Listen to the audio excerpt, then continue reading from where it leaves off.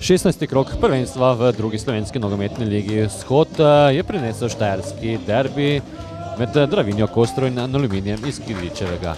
Konjičani so se veselili zaslužene visoke zmage s 5-0, čeprav v prvem polčasu to ni kazalo.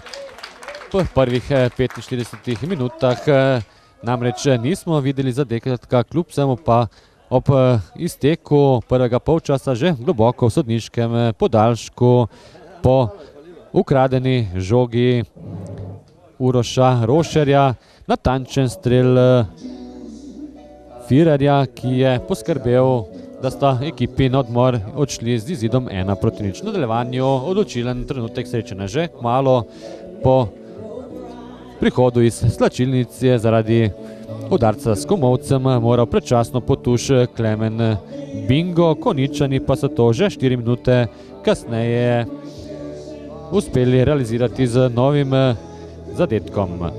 Znova je bil v glavni vlogi Uroš Rošer, ki je ukradel žogo ter lepo zaposlil Štanteja, slednji pa je poskrbel za povišanje vodstva na 2-0. V 57 minuti nova sjajna priložnost za Konjičane. Firer je po samostojni akciji imel priložnost, da vodstvo še poviša, a mu žal ni uspelo, no zato pa je v 62 minuti Firer na igri 1-1 iz oči z gostujočim vratarjem Lipovcem povišal vodstvo na 3-0.